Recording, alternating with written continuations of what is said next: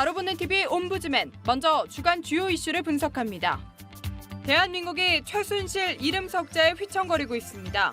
최순실 씨는 돈물처럼 쏟아진 의혹에 대해 세계일보와의 인터뷰에서 연설문 수정을 제외하고 대체로 부인했습니다. 여야가 특검 도입에 합의했지만 민주당은 우병우 청와대 민정수석의 사퇴 등 3대 선결 요건을 내세워 최순실 특검 협상 중단을 선언했습니다. 검찰은 살아있는 권력을 수사하기 위해 이영렬 서울중앙지검장을 본부장으로 하는 특별수사본부를 설치했습니다. 최순실 씨가 연관된 각종 의혹과 관련해 대학생 단체에 이어 교수 시민단체도 잇따라 시국선언에 나섰습니다. 진실규명과 함께 일부는 박근혜 대통령의 하야와 탄핵까지 요구했습니다. 한편 박근혜 대통령의 국정 지지율이 최순실 파문으로 취임 후 처음으로 10%대로 떨어졌습니다. 긍정평가가 17%까지 낮아진 반면에 부정적 평가는 74%로 취임 이래 최고치에 달했습니다.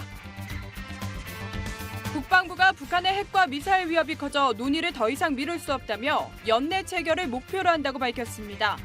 하지만 일각에서는 과거사에 관한 일본의 입장이 변하지 않은 상황에서 우리 정부가 일본과 민감한 군사 정보를 교환하는 것은 바람직하지 않다는 지적도 나오고 있습니다.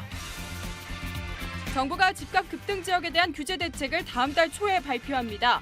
이번엔 전국을 대상으로 하지 않고 강남권 등 집값 급등 지역에 대한 선별 규제가 될 것으로 전망됩니다. 8.25 대책 이후 2개월여 만인데 정부가 내놓을 카드에 시장이 촉각을 곤두세우고 있습니다.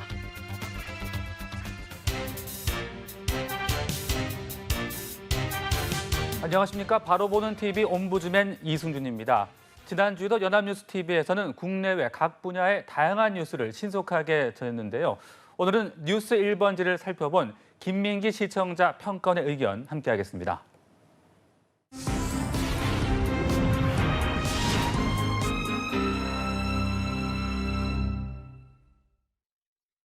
뉴스 1번지는 주목해야 할 뉴스를 빠르게, 깊게, 쉽게 전해드립니다라는 캐치프레이즈로 평일에는 오후 3시 20분부터 4시 40분, 주말에는 4시부터 5시까지 방송되는데 연합뉴스TV의 정치부 기자와 세계 뚜렷한 정치평론가들의 재미있는 해설로 시시각각 달라지는 전국 현안을 짚어주고 있습니다. 저는 10월 24일 오후 3시 49분부터 4시 29분까지 약 40분 동안 방송된 뉴스 1번지 박 대통령 개헌 추진 공식화, 제안 배경은 편을 모니터했습니다. 이날 방송에는 허성우 국가디자인연구소 이사장, 차재원 부산가톨릭대 초빙 교수와 김상겸 동국대 법학과 교수가 출연해서 폭탄 선언이자 전국 현안들을 몽땅 빨아들이는 블랙홀 같은 박 대통령의 개헌 추진 선언에 대해 다각도로 평가하고 해설해 주었습니다. 윤석이 앵커는 그간 개헌은 블랙홀이라며 부정적 입장이었던 박 대통령이 개헌을 제안하자 여야 정치권의 반응도 엇갈리고 있습니다라고 말문을 열면서 박 대통령의 국회 시정연설 중 2017년 체제 개헌 논의 공식화 내용, 그리고 박 대통령의 그동안의 개헌 논의 자제 촉구 내용들을 소개한 후 박 대통령이 국회 시정연설에서 개헌 카드를 꺼내든 배경을 묻습니다. 이에 대해 허성우 국가디자인연구소 이사장은 노무현 정부 때 원포인트 개헌 제안 등이 있었으나 여건이 성숙하지 못했었는데 이번 20대 국회의 경우에는 200명이 넘게 개헌 논의에 참여한 상황에서 전국을 돌파하는 주도권을 잡기 위해 앞당겨 꺼낸 것이라고 풀이했습니다. 차재원 부산가톨릭대 초빙 교수는 첫째, 국면 전환으로 권력형 비리 의혹이 불거지고 지지율이 하락하는 상황에서 의혹들을 흡수해버릴 것이라는 점. 둘째, 국정 장악력이 급속히 흩어지는데 임기 말까지 국면을 주도하겠다는 의지. 셋째, 차기 정권 창출에까지 이니시어티브를 쥐고 가겠다는 정치적 보관이 있다고 해석했습니다. 김상겸 동국대 법학과 교수의 발언 도중에 역대 개헌 시기와 내용이 그래픽 화면으로 표출되는 가운데 87년 체제는 대통령의 독점적 권한 행사를 제한하려는 5년 단임제, 그리고 국민들의 직접 선출 등이 골자였는데 30년이 다 되어 헌법 개정의 필요성이 커지면서 21세기의 시대적 사명감이 됐다는 설명이 이어졌습니다. 이어 박 대통령의 개헌 추진 선언에 대한 여당의 환영과 야당의 의구심 표명을 영상을 통해 소개했습니다.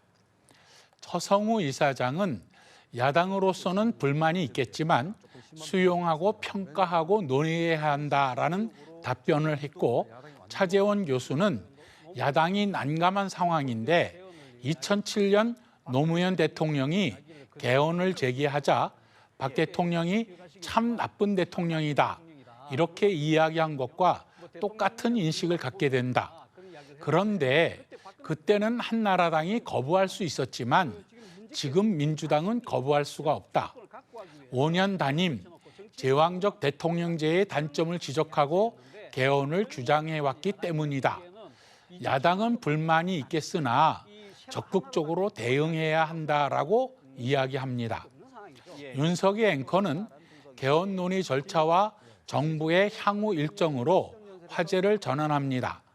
앵커로서 아주 관록이 있는 모습을 보여줬습니다. 김삼겸 교수는 이에 대해 정부에서 헌법 개정 특별기구를 만들 수도 있고 정세균 의장이 국회 내부에 헌법 개정 특위를 구성해 논의를 할 수 있다고 했는데 대통령도 헌법 개정을 발의할 수 있고 국회 제적 과반수도 발의할 수 있게 되어 있으나 국회가 주도적으로 이끌어가는 것이 좋을 것이다. 이미 그동안 헌법 개정에 나올 만한 것들은 모두 나왔고 국회에서 가이드라인도 나와 있다고 이야기합니다. 윤석이 앵커가 각 평론가의 언급 내용의 핵심을 간략히 정리해 설명해주고 자막들이 아주 신속하게 논의 내용을 압축해서 제시한 점, 그리고 차재원 교수가 유승민 의원이나 박원순 시장의 반응이 어떤가라고 언급하자 바로 유승민 의원의 발언 내용을 그래픽 화면으로 제시하는 등 제작진의 노력이 매우 돋보였습니다.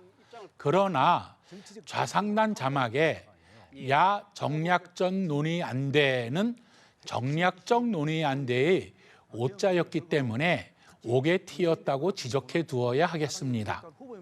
그런데 이 코너를 모니터하면서 제작진이 앞으로 고려해야 할 부분은 내용의 구성이 아닐까 생각합니다.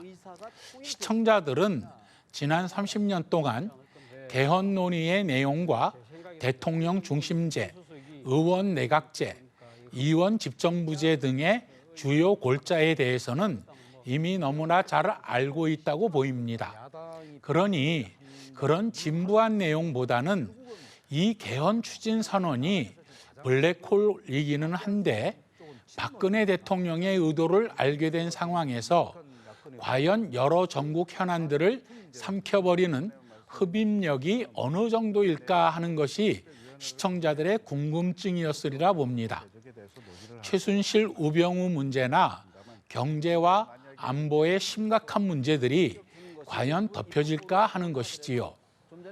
개헌 카드가 폭발적인 힘이 있으나 특위 구성, 정부 형태 논의 등은 시간차를 두고 제기될 것이어서 휘발성이 강한 테마입니다. 미국의 여론조사 기관인 퓨 리서치 센터는 2013년 SNS에서는 침묵의 나선 효과가 작용한다는 연구 결과를 발표했습니다. 침묵의 나선 효과는 매스미디어가 여론 형성에 강력한 영향을 미치고 사람들은 자신이 고립되는 것을 두려워해서 소수의 의견일 경우에는 고립되기보다는 침묵을 지키게 된다는 이론입니다. 이 침묵의 나선 효과가 성공을 거두려면 첫째, 편재성, 즉 누구든지 언제 어디서나 매스미디어를 이용할 수 있게 되고, 둘째, 누적성, 계속적으로 메시지가 제공되어야 하고, 셋째, 일치성, 모든 매스미디어와 SNS 등이 특정 문제에 관해 공통된 견해를 표출해야 나타나게 되는데, 박 대통령의 개헌 추진이 누적성과 일치성이 없는 상황에서 침묵의 나선 효과로 최순실, 우병우 문제들을 덮을지에 대해 뉴스 1번지에서 논의의 초점이 모아졌으면 더 완벽한 프로그램이 되었을 것입니다. 오늘은 매우 폭발력이 크고 블랙홀처럼 여러 전국 현안들을 빨아들이는 힘을 가진 개헌 추진 논의를 다뤘던 뉴스 1번지 박 대통령 개헌 추진 공식화 제안 배경은 편을 모니터한 내용을 말씀드렸습니다.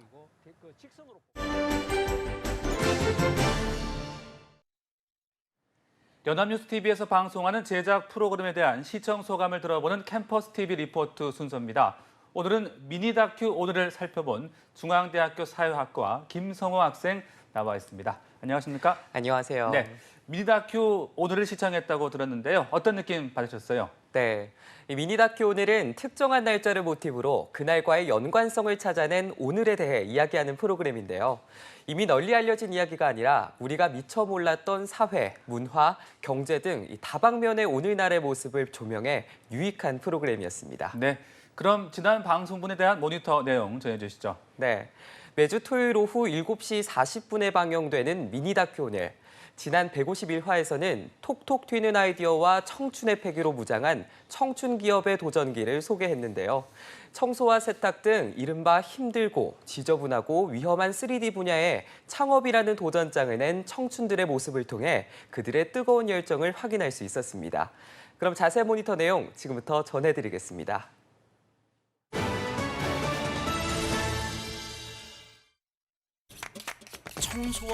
지난 10월 22일에 방송된 미니 다큐 오늘은 3D 업종에서 뛰고 있는 청년들을 소개했는데요.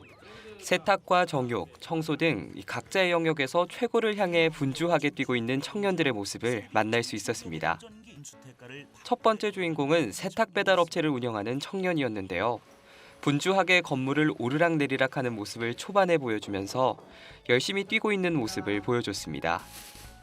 또한 청년 창업가가 자신이 운영하고 있는 세탁수거 서비스에 대해 직접 설명해 이해하기 쉽고 신뢰감도 들었습니다. 저희 같은 경우에는 스마트폰 앱으로 주문하시게 되면 고객이 30분 내로 저희 방문 드릴 수 있고요. 그래 맡겨주시는 의류는 그 다음날 배송해주는 서비스를 만들고 있어요. 창업을 고민하기 시작한 시점부터 자리 잡기까지의 과정을 마치 이야기처럼 들을 수 있었는데요. 내레이션을 이용한 설명과 중간에 편집된 청년 창업가의 인터뷰 장면을 통해 마치 이야기를 직접 듣고 있는 듯한 느낌을 받을 수 있었습니다. 특히 어려웠던 점을 인터뷰로 녹여내면서 인간적이고 진솔한 모습을 볼 수 있었습니다. 내 옷이 보상받거나 아니면 내 옷에 얼룩을 지우기 위해서는 좀 뭔가 언성을 높여야 되는 것들이 많은데 실제로 세탁소 하시는 분들 그렇지 않거든요. 청년 창업가의 전략을 자막으로 정리한 점도 인상 깊었는데요. 세탁 배달 업체를 운영하면서 가장 내세울 수 있는 전략을 자막으로 정리해 내용을 이해하기도 쉽고 구성적으로 알찬 정보를 전달해주는 느낌을 받았습니다. 청년 창업가와 관련된 다양한 사람들의 인터뷰를 빼놓지 않은 점도 좋았습니다. 단순히 창업과 관련된 내용을 전달하는 것을 넘어 주변 사람들이 창업가와 사업에 대해 전하는 이야기를 통해 신뢰감을 얻고 새로운 인식을 발견할 수 있었습니다. 꼼꼼하게 보는 편이에요? 날카롭죠. 이런 노력으로 두 번째 주인공은 정육점을 운영하고 있는 고기 총각이었는데요. 정육점 입구부터 현란하게 맞이하고 있는 위트 있는 문구로 인해 웃음과 궁금증을 자아냈습니다. 문구에 얽힌 에피소드를 직접 물어보면서 청년 창업가의 유쾌한 성격도 엿볼 수 있었습니다. 점쟁이가 써준 거예요? 아니요. 이거는 제 직접 손으로 손 글씨로 이렇게 이쁘게 썼어요. 고기를 많이 팔고 싶어서 그 마음으로 썼습니다. 염원을 담아. 지금이 있기까지 많은 우여곡절도 있었을 텐데요. 일을 하면서 겪었던 어려움에 대한 인터뷰를 전달하면서 안타까운 마음이 들게 했습니다. 뼈 자르는 기계에 손가락이 들어갔다는 거. 어떻게 됐어요? 살점을 다시 봉합했죠. 그의 손 곳곳에는 훈장처럼 상처가 남아 있습니다. 더불어 이 청년들의 피땀 흘린 노력의 결실에 대해 공감하고 계속 이어질 도전에 대한 응원을 보내고 싶은 마음도 들었습니다. 정육점 총각이 단골 손님에게 서비스를 하는 모습은 따뜻한 정과 훈훈한 인심을 느끼게 해줬는데요. 정육점을 찾는 손님들의 인터뷰를 통해 서비스를 이용하는 사람들의 평을 알 수 있었고 청년 창업가에 대한 신뢰감을 높일 수 있었습니다. 열심히 하시는 거 보고 오게 되고 그리고 고기도 맛있어요. 마지막 주인공은 청소 전문 업체를 운영하는 청년이었는데요. 그의 손길이 닿으면 마법이 시작된다는 도입으로 인해 궁금증을 자아냈습니다. 청년 창업가가 직접 청소 도우미와 함께 청소를 하고 꼼꼼하게 확인하는 과정은 신뢰감을 높였는데요. 특히 함께 일하는 청소 도우미의 업무 만족도를 높이기 위해 노력하는 모습을 통해 회사 구성원들과 소통하려고 하는 모습을 제대로 전달했습니다. 또한 청소 도우미의 업무 만족도를 높이기 위해 노력하고 있는데요. 창업가가 이 사업을 시작하기까지의 배경과 동기를 스토리텔링으로 설명했는데요. 자신에 대한 이야기를 풀어가면서 보여준 가족 사진을 통해 인간적이고도 따뜻한 감정을 느낄 수 있었습니다. 또한 창업가가 추가적으로 제휴업체를 맺기 위해 노력하는 모습 등 새로운 꿈을 그리기 위해 노력하는 모습을 통해 아직까지 식지 않은 열정을 확인할 수 있었습니다. 미니 다큐 오늘은 수많은 어제가 만들어낸 오늘을 새롭게 보여준다는 점이 흥미로웠는데요. 대학 졸업장을 포기하고 번듯한 직장까지 놔두고 스스로 험한 미래에 몸을 던진 청춘들. 이 청춘들이 이뤄내고 있는 작은 혁명이 산업을 바꾸고 사회를 변화시키고 있다는 것을 알 수 있었습니다. 앞으로도 과거를 통해 오늘을 배우고 오늘을 통해 과거를 반추하면서 시간을 넘어 우리가 미처 몰랐던 이야기를 세상에 전달하는 프로그램으로 발전하길 기대하겠습니다. 지금까지 캠퍼스 TV 리포트였습니다.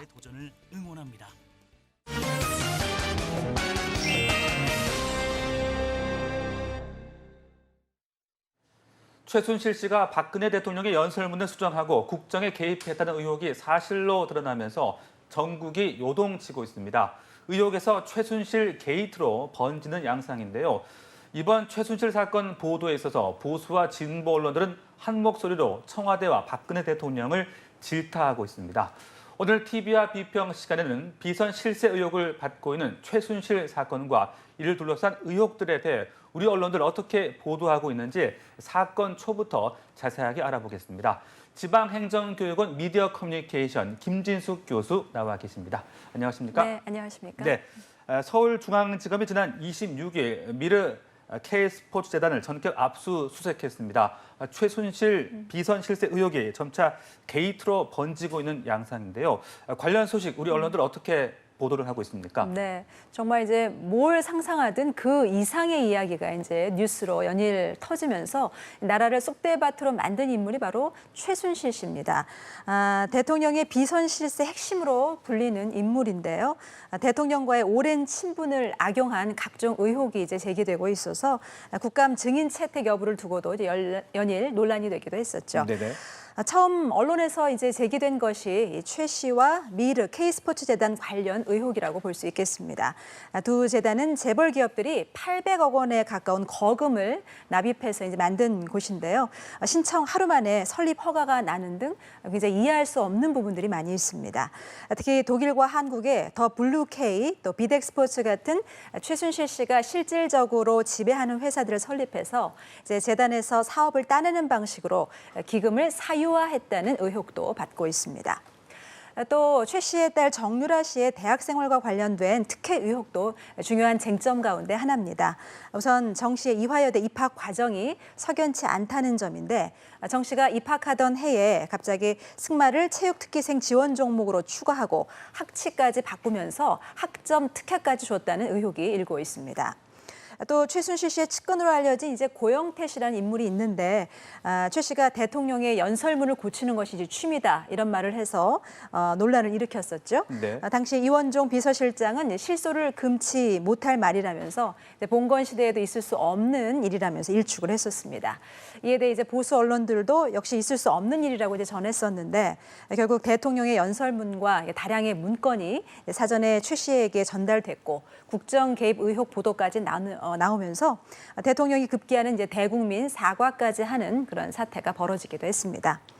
눈덩이처럼 불어나고 있는 최순실 씨 의혹에 대해서 우리 언론들은 이제 보수 진보 할 것 없이 이제 한 목소리로 박 대통령과 청와대를 비판하고 나섰습니다. 박 대통령이 청와대 수석비서관 회의에서 이제 미르 K스포츠 재단에 대해 재계가 순수하게 참여 의지를 가지고 주도한 것이라고 밝혔는데요.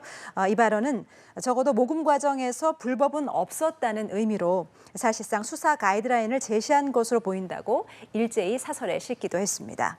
조선일보는 무작정 논란을 덮자는 대통령이 검찰 수사 가이드라인을 제시했다라고 썼고 한겨레 신문은 최순실 가린 채 불법 있다면 처벌하라는 박 대통령이라고 쓰기도 했습니다. 이처럼 보수 진보 이제 대동소이한 논조를 보이고 있는데요.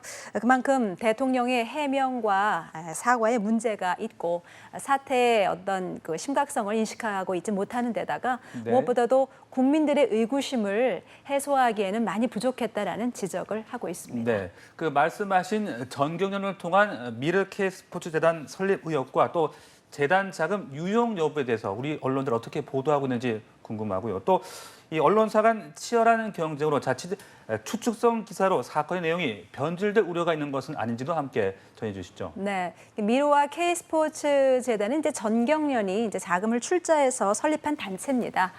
쟁점은 전경련이 대기업들로부터 출연금을 조성한 것을 두고 청와대 경제수석 등 이제 개입한 어떤 외압이 있었던 것이 아니냐는 그런 의혹입니다.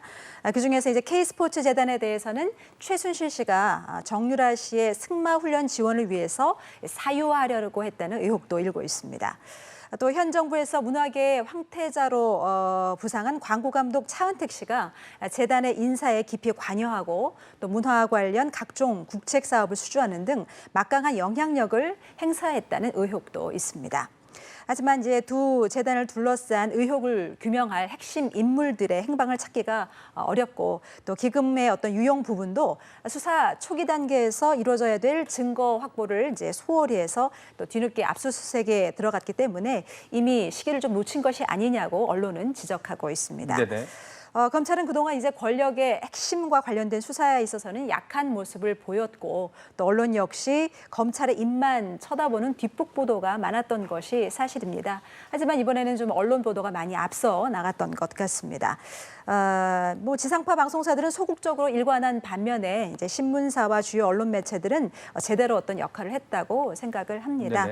특히 JTBC의 특정 보도는 여파가 상당히 컸습니다. 그렇죠. 네, 우선 긍정적인 측면, 또 부정적인 측면을 좀 나눠서 설명을 해볼까 하는데요. 국민의 알 권리, 또 언론의 힘을 제대로 보여준 긍정적인 측면이 많았다고 생각을 합니다. 독일 현지의 취재 기자들을 파견해서 최순실 씨의 어떤 행방을 끈질기게 추적하는 르포 기사를 앞다퉈 많이 내기도 했습니다. 르포 기사는 기자가 직접 보고 느낀 것을 보도하기 때문에 생생한 현장감이 장점이라고 볼 수 있겠죠. 치열한 취재 경쟁과 탐사 보도로 인해서 이제 베일에 가려져 있던 판도라의 상자가 이제 하나씩 열리는 그런 느낌도 받았던 것 같습니다. 물론 부정적인 측면도 있습니다. 정황은 있지만 의혹의 단계에서 어떤 부풀리기 경쟁이 치우치다 보면은 자칫 보도의 내용이 확대 해석되거나 또 가십성 기사들이 넘쳐날 수 있다는 점입니다.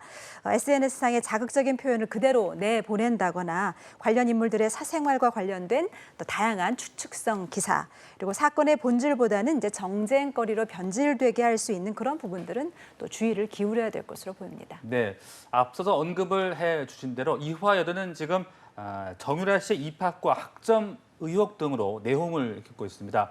이와 관련해서 최경희 총장이 지난 21일 이화여대 130년 역사상 처음으로 또 불명예 퇴진을 하기도 했는데요. 관련 의혹에 대해서 우리 언론들은 어떻게 또 보도를 하고 있습니까? 네, 그 정유라 씨와 관련된 이화여대 특혜 의혹으로 인해서 말씀하신 것처럼 최경희 총장이 사임을 하게 됐습니다. 최 총장은 이제 물러났지만 이 사건을 둘러싼 불씨는 더욱더 커지고 있는 상황이기 때문에 어떤 마무리 단계라기보다는 이제부터 시작으로 봐야 맞을 것 같습니다. 여기에 대해서 이제 중앙일보는 이화여대가 해결해야 될 시급한 문제를 이제 지적했는데요. 언제까지 체육 특기생 학사 관리에 문제가 있었다고 얼버무리려고 하는가? 또 2014년 정 씨가 입시를 치를 당시에 체육 특기자 전형에 승마가 신설된 것이 정말 우연의 일치인가? 또 국제대회나 연수에 참가하면 출석을 인정하는 학칙을 올 6월에 개정하고 석 달을 앞당겨서 소급 적용한 것이 정말 우연인지를 다시 밝혀야 한다고 이제 조목조목 특혜 의혹에 대해서 진상 규명을 촉구했습니다. 네. 경향신문도 같은 갖은 특혜로 얼룩진 정 씨의 입학과 학교 생활을 몇 마디 해명으로 덮을 수는 없다면서 이대 측의 특혜 입학 부인에 대해서 회의적인 시각을 드러내기도 했습니다. 이화여대가 이제 학내 분규를 넘어서 어떤 정치적인 쟁점에 휘말리게 된 것이 이제 좀 안타까운데요. 최순실 게이트가 이제 모녀 게이트로 번지고 있는 만큼 네네. 어떤 진실 규명과 또 시스템 개혁 등 어떤 학교로서의 어떤 명예 회복에도 나서야 될 것으로 보입니다. 네, 그렇습니다. 최순실 국정농단 파문으로 야권과 언론 등에선 청와대와 박근혜 대통령을 한 목소리로 질타하고 있습니다. 앞으로 우리 언론들 바람직한 보도 태도 어떻게 좀 취해 나가야 될까요? 네, 이번 의혹은 워낙 좀 충격적이고 파급력이 크기 때문에 이제 언론 보도가 중심을 잘 잡고 핵심을 다뤄야 된다고 생각을 합니다. 보도 초기에는 좀 흥미거리로 다뤄지는 부분도 없지 않아 있었습니다. 이제 그럴 만한 것이 전형적인 권력형 비리에다가 어쩌면 이제 막장 드라마 같은 어떤 통속적인 요소까지도 있기 때문이지 않을까 뭐 이런 생각도 듭니다. 그러다가 이제 최근 방송에서는 이 사건을 특집 보도로 이제 다룰 만큼 국민들의 관심이 뜨겁습니다. 그동안 진영 논리에 따라서 극명하게 이제 다른 기사를 쓰던 언론사들이 오랜만에 이제 비슷한 시각으로 특종 경쟁을 벌이고 있습니다. 이제 캐면 킬수록 이제 끝도 없이 나오는 어떤 비선 실세의 권력과 돈의 형성 과정이 굉장히 허탈감을 안겨주는데요. 의혹에 그칠 것이 아니라 계속해서 이제 추적하는 후속 보도가 좀 나왔으면 좋겠다는 생각이 듭니다. 각종 의혹에 대해서 이제 언론의 해석은 제각각 다를 수가 있겠습니다. 하지만 어느 한 단면을 부풀려서 마치 그것이 전부인 양 과장해서도 안 될 것 같고요. 네. 또 반대로 그저 단순히 어떤 개인의 비리로 덮어버리는 것도 또 문제의 본질을 크게 왜곡시킬 수 있는 만큼 또 어떤 언론의 진실성과 공익성 이런 부분에 대한 또 고민이 필요한 시점이 아닐까 생각해 봅니다. 네, 지금까지 최순실 사건 관련 보도 자세하게 알아봤습니다. 말씀 고맙습니다. 네.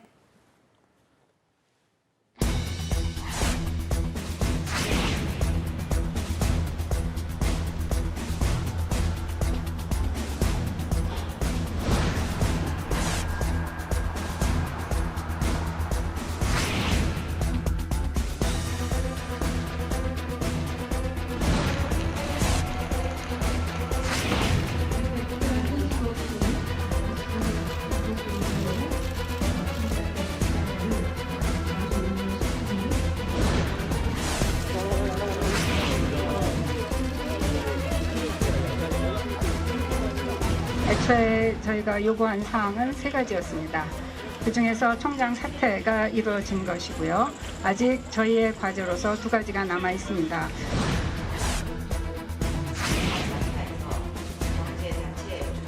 만약 어느 누구라도 재단과 관련해서 자금 유용 등 불법 행위를 저질렀다면 엄정히 처벌받을 것입니다.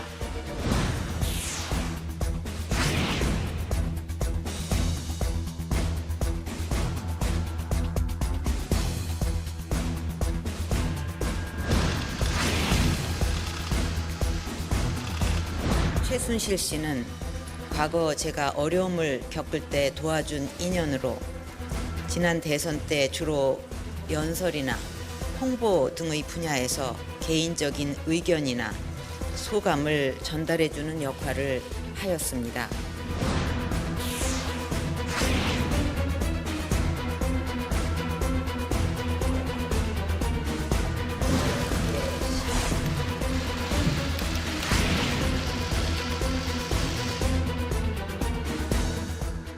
저희 제작진은 언제나 시청자 여러분의 다양하고 소중한 의견을 기다리고 있습니다. 방송을 보고 느낀 소감을 전화나 시청자 게시판 그리고 SNS로 보내주시기 바랍니다. 바로 보는 TV 옴부즈맨 오늘 방송은 여기까지입니다. 함께해 주신 여러분 고맙습니다.